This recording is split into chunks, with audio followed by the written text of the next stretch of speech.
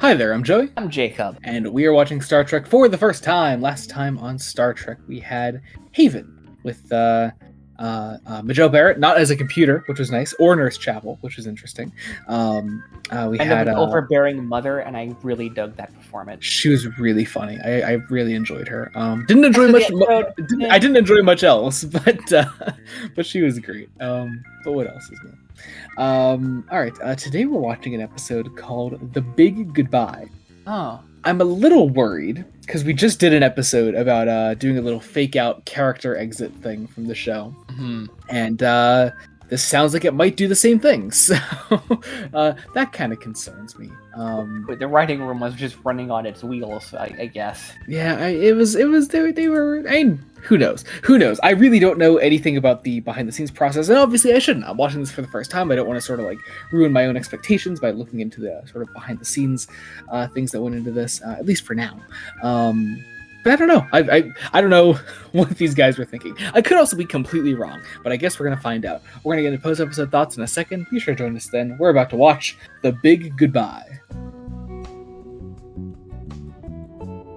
That was really fun, but I feel like it really lost steam at the end. It did. Well, because we were stuck in the office for like the last how many minutes of like the holodeck portion. Well, yeah, because it's like, okay, so like Waylon gets shot, and then we spend it felt like it had to be like a solid like 10 minutes of this 45-minute episode just in that office until the end, and I feel like we really lost steam there right at the end. I think everything else I actually really enjoyed up to this point.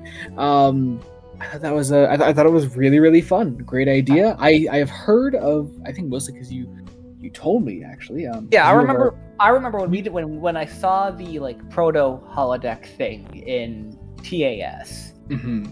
You had explained to me the idea of a holodeck, because I actually didn't know anything about it, and you then described to me a holodeck episode, which is a concept I guess we're both aware of ahead of time.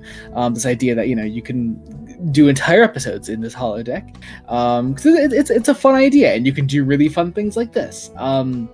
I do worry about it being potentially abused in the future, but for now, I mean, I'm assuming this is the first of that subgenre of Star Trek episodes. But I really enjoyed it. I thought it was a good time. It was good. Last 10 minutes of the holodeck portion dragged a little. And Red Block? Yes, Cyrus Red Block. Cyrus Red Block left the holodeck and actually entered the ship proper. That gave me like a brilliant idea that I was like, I kind of hope they do. Here's my pitch. Okay. They start with like the end of this kind of episode, like this kind of episode would have already happened, and like the episode begins at the end of one, or like just a villain, this character from the holodeck, like in the holodeck, comes out, but they don't immediately disappear, and they just run hell on the Enterprise. That's a fun idea for an episode. Yeah, definitely. They could do that. They could totally do that. I can see that happening. But yeah. In the middle of all this, there is a subplot of this insectoid language police alien race, and Picard has to prepare to deliver this greeting to them in order to accomplish something. They didn't really get into it. They explained it a grand total of once. I think if I followed it, and it was at like the beginning of the episode, if I followed what Picard had to say in various like clicks and S's and B sounds and G's, he had to give a greeting. And they were orbit above the planet, and it was to essentially create continue friendly relations with the Federation, if I recall. Yeah. I guess. I thought it was like gonna like devolve into, all right, let's now go down there, let's talk. No, Picard gives the greeting, and they're like, all right, let's get out of here. Yeah, well, it's weird also, like, it feels like I think also that may have been a big thing that like sort of like the 10-minute office scene kind of killed the episode really.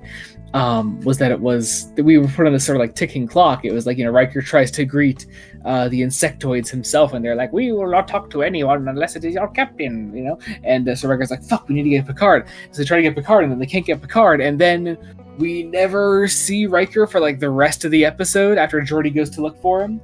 And and I feel like we kind of like lost a sense of urgency from that.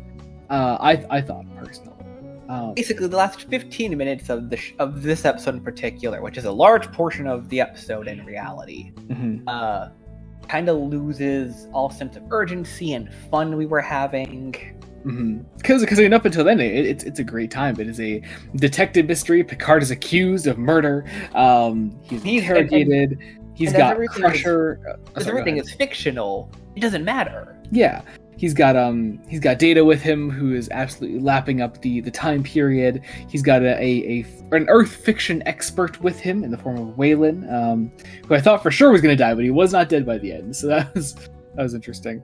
And as I cut you off, you were saying Crusher is there. I was saying Crusher. Yeah, Crusher's there. And actually, we get some cool little moments between Picard and Crusher. And I know literally just last episode we were kind of complaining about half-baked romances in this show, but no, I mean, I found, especially here, Picard and Crusher is something that I'm finding myself really believing in, getting into. I don't know, I believe it is all I'm trying to say. I could see that actually going I definitely think of the two romances this show has like going for it, I buy this one a lot more. I will say, the sort of like really long office scene is helped by sort of like the last note it sort of ends on, Picard saying goodbye to one of the guys from the holodeck world that he created here, and it's sort of where we get the title that the big goodbye is them saying farewell, because Picard is saying goodbye to the world that he has created here, and something I guess I hadn't really thought about the holodeck is that the people that exist within there sort of like have their own thoughts and feelings, and they exist on their own terms, I should say. And this guy is just like wondering. He's like, "Hey, once you leave, my wife and kids be waiting for me at home. I really love that idea. Will I continue to exist?" Mm-hmm. I feel like you've raised some really just fucking haunting questions with that. And I fucking love the shot of Patrick Stewart walking out of the office there and everything just going completely black. And I wish if we didn't have this stupid fucking subplot with the aliens, that we wouldn't have the last scene at all, because it really serves absolutely no purpose, in my opinion. The subplot went absolutely nowhere. I thought the sense of urgency was completely pointless. So like I feel like that last shot of everything going black could have actually been the end of the episode. So that would have been really fucking effective. It would have reminded me a lot of the episode of TOS with like the time gate, where with Edge of Forever. Edge of Forever. What it reminded me of the ending of Edge of Forever. Oh man, that would have been so good. I think the big goodbye is good. It's just it's so almost great. It kind of hurts. Yeah, exactly. Like it's not a bad episode by like any meaningful stretch of like how you think of a bad episode. Yeah, it's been one of the better ones of the show so far. But yeah, I mean it's it's been a very slow going first season, but we are almost halfway through it, so that's really nice. Yeah, we're getting there. So. Alright, I think that does it. Thank you all so much for watching. Be sure to join us next time when we continue Star Trek Next Generation. Until then, this has been Joey Morgan. I'm Jacob. Goodbye.